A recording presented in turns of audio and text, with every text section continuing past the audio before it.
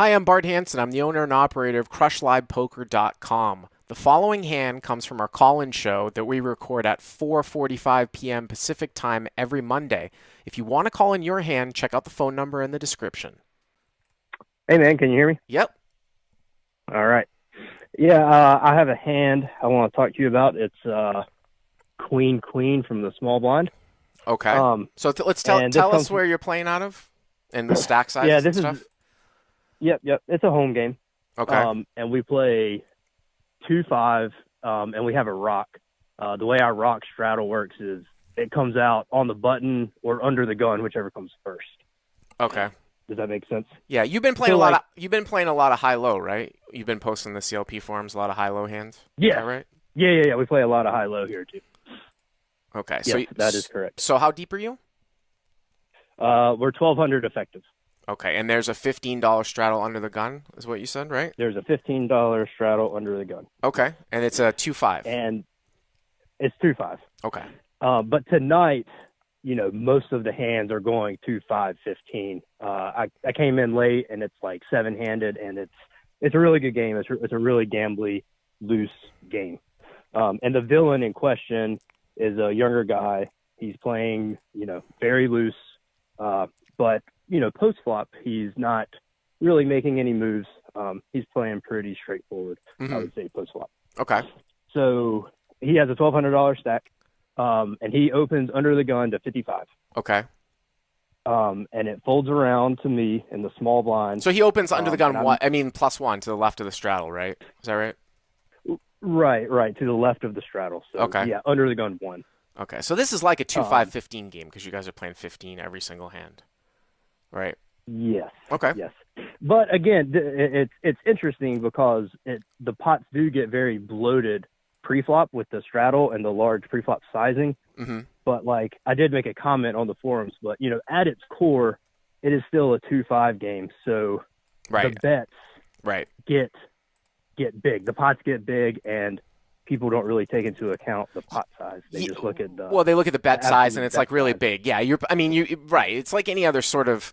It's not as extreme as like when you're occasionally straddling, when people don't look at that because it's a straddle every hand. But yeah, people might be playing a little bit tighter in the sense of calling big bets, right? As opposed to like the proportion of the pot size. Okay, so villain 1 +1 makes it 55.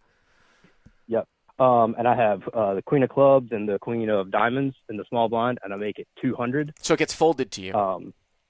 It does. It gets folded to me. Okay, so you have Queen of Diamonds, Queen of Clubs in the small blind, so 55, and you make it just under 4x from the small blind to 200. Okay. Right, and I assume you're fine with that sizing. Is there any reason to go bigger than that? Well, usually 4x is pretty good. You're out of position, so you do want to go larger from out of position. It's funny if you look at some of these online guys at 100 big blinds, which is just about sort of what you guys are at, like in the sense of actually even his sizing, which is just over 3x. You can do some crazy sizings. Like guys will make it like 7x. Online at high stakes so people can't set mine, but that dynamic doesn't really exist, and I would like to get some value from my hands, so yeah, I don't have a problem with that. So you make it 200 from the small blind. Right. Mm-hmm. Yeah, and so we go heads up to the flop. There's about 420, 415 in the pot. Okay. And the flop comes out 9-7-5, 9 of clubs, 7 of clubs. And then the 5 was offsuit. So 9-7-5, 9 of clubs. I'm putting up here 7 of spades, 5 of clubs, and you're first. Just one quick thing, and I appreciate you trying to go through the hand quickly. Any info on this particular player? Because obviously this is a ragged board, so this will get interesting about how thin we're going to go. What's the deal with this guy? Right. I don't know that much about him. He's the type of guy, he'll show up and he'll play I'll see him for like a month straight, and then he'll disappear for 6 months. So this is the first time I've seen him in probably 6 months. But he's like a recreational player, right? Absolutely a recreational player. So, if you tag a guy as a recreational player, this is always the example I use like from Live at the Bike, and if you look at a guy like Chris who kind of destroys the ante-game, he has really no concern for how a board might be advantageous in terms of like a nut range for the opponent. Sure. Now, on this particular board, right. I don't know if he's opening 7s or 5s, But like, say for example, he had opened button and you had three bet and he had called. I mean, if you're not three betting nines, he's got most of the sets. He might have 6-8 suited. He has a huge nut advantage late position versus blind.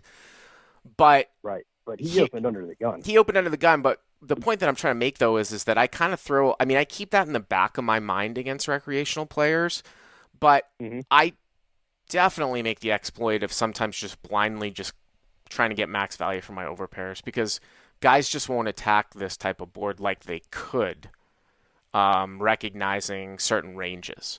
But when you move up to high Right. stakes, like you see a guy like Art play in the 50-100 game who tries to play as quickly, as close to equilibrium now as possible from live at the bike, like he'd probably do a lot of checking on a board like this in this configuration. But I think that that's a mistake at this level for Okay. sure. So I would Right. definitely bet.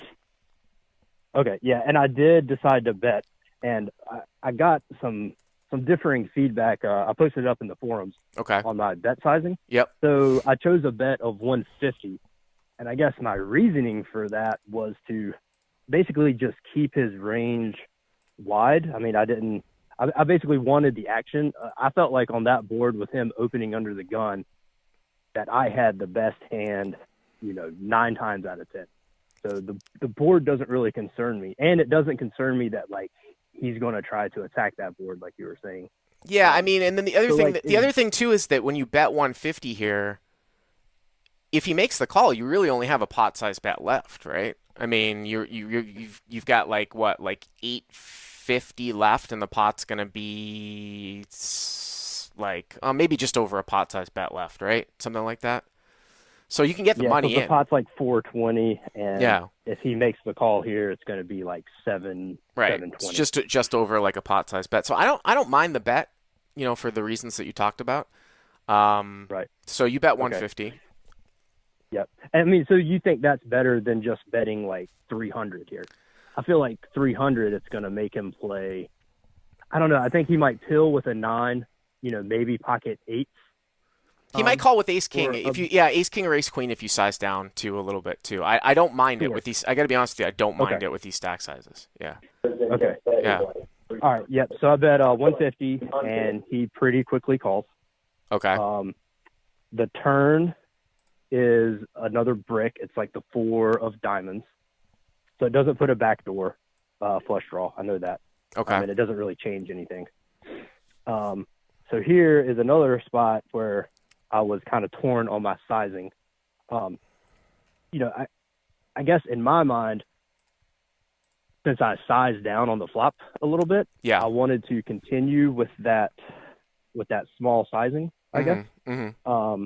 Does that make sense, or would given the board texture and him calling the flop, is this a spot where we just bet like 500 Well, I mean, to listen. It try depends. to? It depends on what you're trying to accomplish. I mean, I would probably say again, looking at sort of equilibrium play, what a solver would put out would be like at these stack sizes.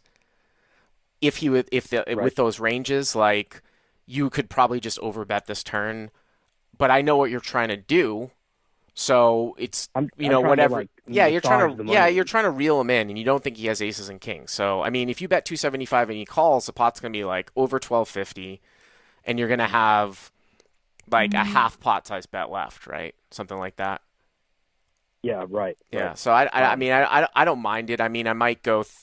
Yeah, I might go like, well, you know me, I might go 290 with the $100 chips. I love using those oversized chips to spike the pot up. yeah. Right. Yeah.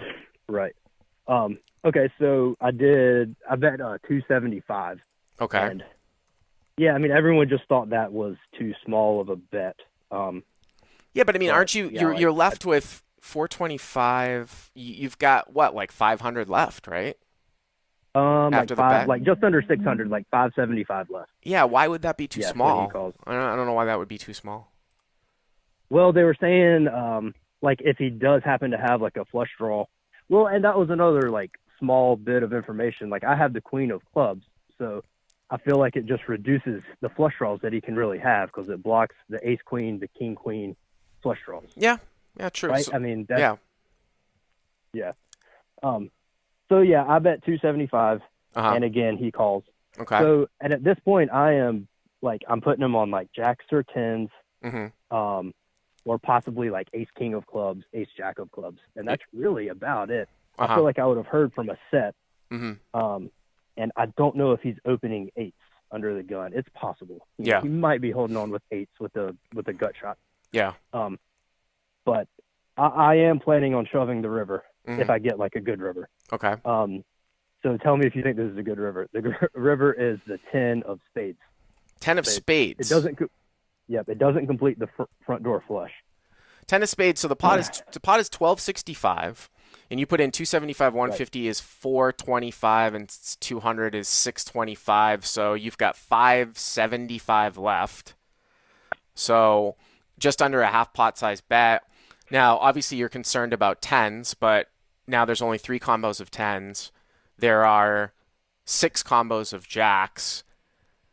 Sixes and Yep. eights, because of the way that you sized it, could possibly be in there, and then he could be slow playing sets. I mean, here's the thing. I mean, it's probably very close because the thing is that like I feel like a you're not set. gonna I would check. think I would hear. Are you gonna? I mean, here's the thing. The Think. only time I wouldn't bet here, probably all in, is if I was somehow planning on check folding. Um, but Okay. I don't know if you're gonna plan on if you're gonna check fold here. You know, I feel like if you're gonna call, you might as well bet because you're gonna get called by a lot of hands that are gonna check back. So I'd probably just go for it at this level. You'd probably just go. Yeah. Yeah. Okay. Yeah. I mean, I was. That's interesting. You said okay because when the 10 hit, I thought about it, and I was just thinking I'm probably not getting called by worse, more than 50% of the time. And then I tanked even more, thinking, well, if I check, does it turn into a check fold? And I did check, and my plan was to probably check fold if he did bet. Because Unless he you think bet he's like gonna ponies. check back like all the you think he's gonna check back jacks, you think and he's not gonna bluff clubs, basically. Right, like I didn't exactly. Hmm. So yeah, that's interesting. Yeah, so I did check, planning on check folding, but he checked it back rather quickly, and I tabled my hand, and it was good. Did you ever see what the guy I did had? not. Nope, I did not. But of course, he said he had jacks. It's believable, but I don't know for sure. I'm not sure what he had. I mean, yeah, I mean it's But it's it's definitely an interesting scenario with what came out. Some people in the live chat are saying he's got 10-9 suited that gets there. I don't know if that's it, a hand it that those guys open with to 55 in that spot and then call. I mean, it's possible. But I don't think I'd give him all of the 10-9s, which there are only two of. And in fact, right. probably 10-9 suited. It's probably pretty close. I mean, if he had 10-9, if he had opened to 55 and someone else called, 10-9 suited is a clear cut fold. Clear cut fold in the middle. Heads up. It's still very Right. tight when you think about somebody who's like three betting out of the small blind to that sizing. It's probably pretty close. I don't know how many 10-9 suiteds he has. But Yep. thanks for the call. I would just say like if you're against a rec player, there's nothing wrong with going thin. I think is what you can learn from that. It's probably close. Yep. Okay. Yep. All right. Thanks for Thanks, the man. call. Hey guys, if you like what you've seen here, please click on the subscribe button and you'll get notified every time we put up a new video. And if you want to check out crushlivepoker.com for the first month free, use the code YTA200. Click on the link right there.